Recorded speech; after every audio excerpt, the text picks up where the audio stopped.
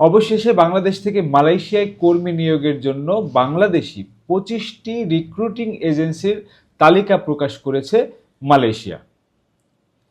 এই 25টি তালিকায় কারা রয়েছে এবং কিভাবে বাংলাদেশ থেকে কর্মী মালয়েশিয়ায় নেওয়া হবে সেই সকল বিষয়গুলো জানানোর জন্যই আমি জুলহাস কবির আজকে হাজির হয়েছি। আশা রাখি যারা মালয়েশিয়াতে যেতে ইচ্ছুক বা যারা দীর্ঘদিন ধরে অপেক্ষা করছেন তাদের এই ভিডিওটি হয়তো কাজে লাগবে।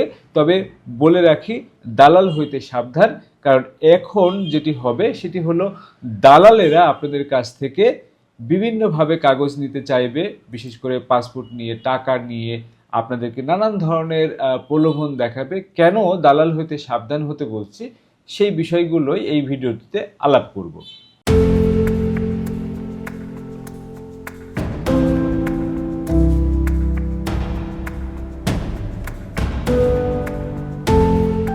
একুশ আগস্ট শুক্রবারে মালয়েশিয়া যে তালিকাটি প্রকাশ করেছে সেখানে বিভিন্ন দেশের তালিকা কিন্তু তারা দিয়েছে রিক্রুটিং এজেন্সি হিসেবে কারা কারা থাকছে।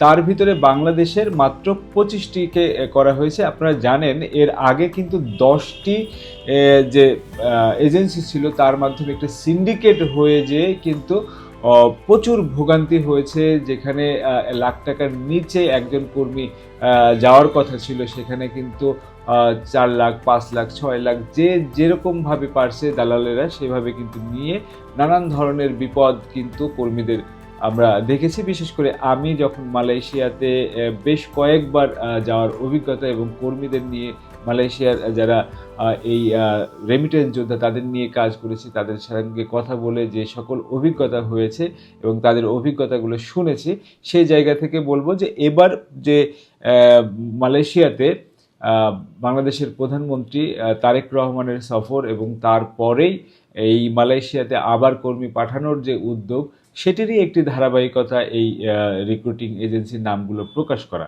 এখন নাম প্রকাশ করলেই কি রিক্রুটিং কাজ শুরু হয়ে যাবে? বিষয়টা কিন্তু একদমই তেমন না।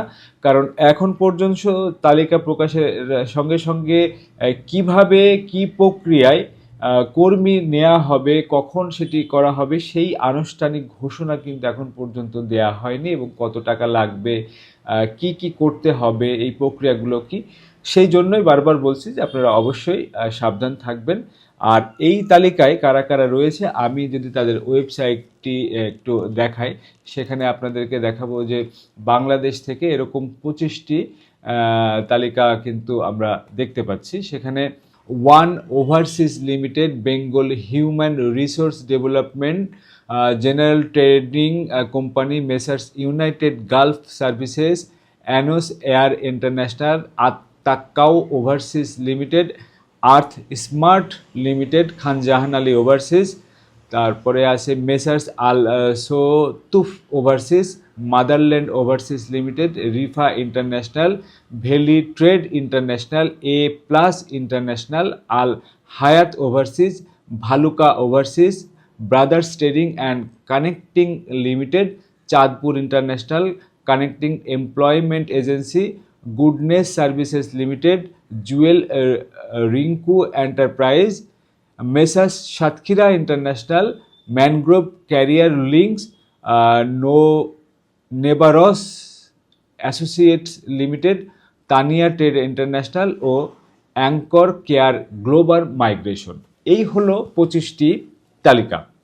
তো এই 25টি তালিকায় যারা আছে তারা কি কি প্রক্রিয়ায় কখন থেকে নিতে পারবে তার কিন্তু আনুষ্ঠানিক কোনো ঘোষণা এখন পর্যন্ত মালয়েশিয়ান সরকারের পক্ষ থেকে দেয়া হয় না। অর্থাৎ আপনারা কারোর কাছে টাকা দেওয়ার আগে অবশ্যই এই বিষয়গুলো লক্ষ্য রেখে তারপরেই কিন্তু আপনারা টাকা দিবেন এবং কয় টাকা লাগতে পারে সেই বিষয়গুলো নিয়ে চলুন একটু আলোচনা করি।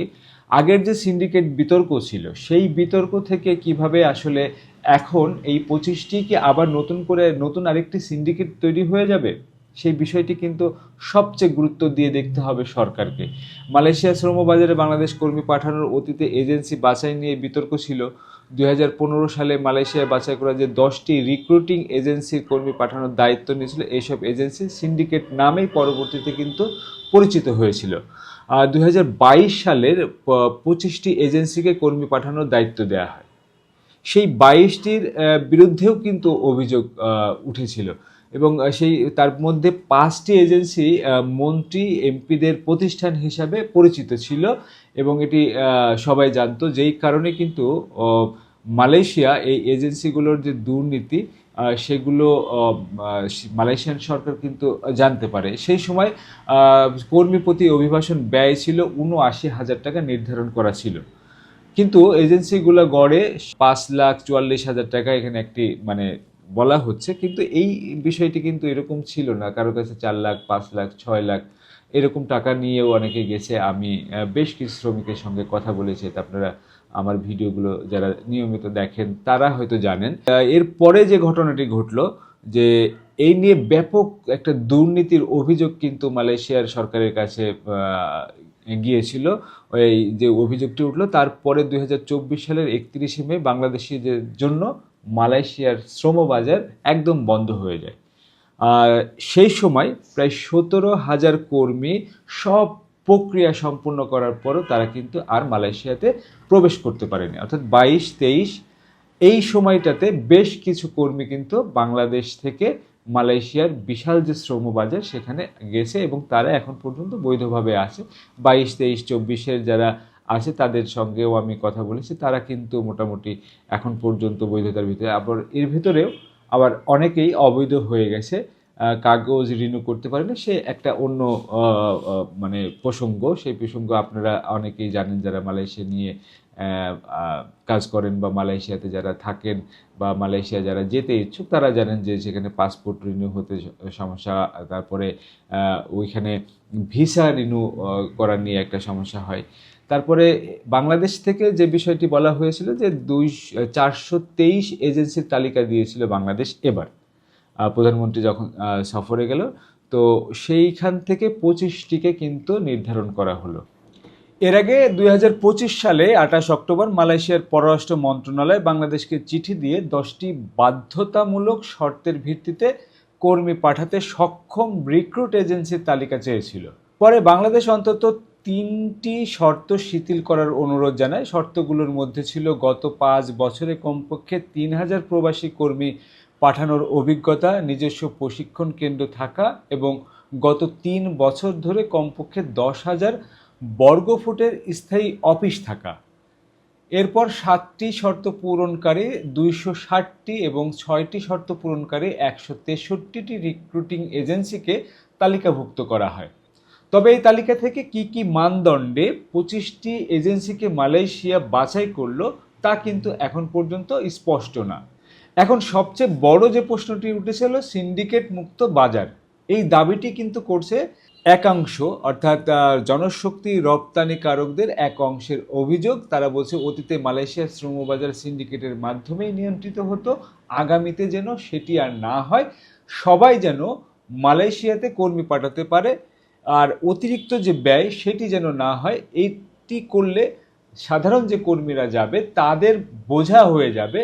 আমরা যদি দেখি যে নেপাল থেকে বা অন্যান্য আশপাশের দেশ থেকে মালয়েশিয়া যে কর্মীরা যায় তারা শুধুমাত্র প্লেনের ভাড়া দিয়ে মালয়েশিয়াতে চলে আসতে পারে, সেখানে বাংলাদেশ থেকে কেন এত বেশি টাকা লাগবে এই বিষয়টি নিয়েই কিন্তু আপত্তি আছে। কারণ এই সিন্ডিকেট যখন হয়ে যায় সেই সিন্ডিকেটের বলয়ের বাইরে যাওয়ার কারণ থাকে না। বাংলাদেশে আপনারা জানেন বিদেশে কাজ করতে যাওয়ার মানসিকতা অনেক বেশি, কারণ তারা মনে করে বিদেশে গেলে সে বিদেশে যে হয়তো ভালো একটা ভবিষ্যৎ তারা পাবে, তাদের পরিশ্রম হলেও সেখান থেকে তারা টাকাটা গুছাতে পারবে। কিন্তু একটা মানুষের যদি মালয়েশিয়ার মতো একটা ছোট্ট মানে কম আয়ের শ্রমবাজারে যে যদি ৫-৭ লাখ টাকা খরচ করতে হয়, সেখানে কিন্তু সেই টাকা তার রিকভারি করতে কিন্তু দীর্ঘ কয়েক বছর তাকে পরিশ্রম করতে হয়। তো এই জায়গাটি থেকে যাতে সরকার এই 25টি এজেন্সিকে একেবারে নিয়ন্ত্রণের ভিতরে রেখে সিন্ডিকেট যেন তারা না করতে পারে এবং কোনোভাবেই কোনো দালাল চক্র যেন এখানে না এসে এই সাধারণ মানুষকে ভোগান্তিতে না ফেলে এবং সাধারণ মানুষের পকেট না কাটে, সেই বিষয়টি নিঃসন্দেহে আমার বিশ্বাস এবার সরকার খুব কঠোরভাবে দেখবে। কারণ শ্রমবাজারের ভিতরে মালয়েশিয়া বাংলাদেশের জন্য অন্যতম একটি, সেখানে হয়তো লাখ টাকার আশেপাশে বা নিচে 50 থেকে 1 লাখের ভিতরে অনেক কর্মী কাজ করার সুযোগ রয়েছে। ইউরোপ বা অন্যান্য দেশগুলোতে যাওয়ার হয়তো সেই সুযোগটি খুব বেশি বাংলাদেশিদের জন্য হয় না, কিন্তু মালয়েশিয়ার মতো একটি দেশে যদি যেতে পারে তাদের সেখানে কাজও আছে।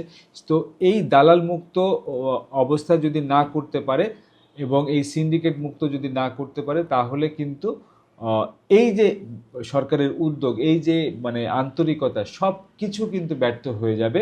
মালয়েশিয়াতে যারা অবৈধ রয়েছে এখন তাদেরকে কিভাবে বৈধ করা যায় সেটি নিয়েও সরকার অবশ্যই মনোযোগী হবে এবং সে বিষয়ে কাজ করবে। মালয়েশিয়ান সরকারের সঙ্গে অবশ্যই দেন দরবার করবে যে যারা দক্ষ কর্মী ওখানে আছে তাদেরকে কিভাবে বৈধতা দেয়া যায় এবং বৈধ দিয়ে তাদেরকে করা যায়। আর নতুন যে লোকগুলো মানে নতুন যে কর্মীরা যেতে আগ্রহী তাদেরকে কত দ্রুত সময়ের মধ্যে দালাল মুক্তভাবে ওই যে ৭৯,০০০ বা সামথিং যে টাকাটি নির্ধারণ করা হবে এবার, সেই ফি দিয়েই যেন যেতে পারে, কোনোভাবেই যেন মানে কোনো কর্মীর কাছ থেকে পকেট না কাটা হয়। আমার একটাই অনুরোধ, আশা রাখি যারা এই ভিডিওটি এতক্ষণ দেখলেন তারা আমাকে কমেন্টস করে জানাবেন আপনাদের মতামত, এবং দালাল মুক্ত করতে হলে, সিন্ডিকেট মুক্ত করতে হলে কি করণীয়, বিশেষ করে মালয়েশিয়ায় প্রবাসী যারা আছেন তারা অবশ্যই কমেন্টসে লিখে জানাবেন এবং আপনাদের অভিজ্ঞতাগুলো জানাবেন। আর যারা যেতে চাচ্ছেন তারাও আমার কমেন্ট বক্সে অবশ্যই লিখবেন আপনাদের অভিজ্ঞতাগুলো। কেউ আপনাদের কাছ থেকে অতিরিক্ত টাকা দাবি করছে কিনা সেই বিষয়গুলো জানালে হয়তো সরকারের দৃষ্টি আসতে পারে। তো ভালো থাকুন, দেখা হবে আবারও নতুন কোনো আপডেট পেলে আমি জুলহাস কবির হাজির হব। From the runway to the skies, this is where our aviation story begins. Aircraft, airports, and thrilling journeys all in Bangla for the world. Discover the wonders of aviation, the known, the unknown, and the stories that make the skies come alive. And salute to Bangladesh's remittance warriors, our heroes abroad keeping the nation moving forward. I am Jolhas Kabir.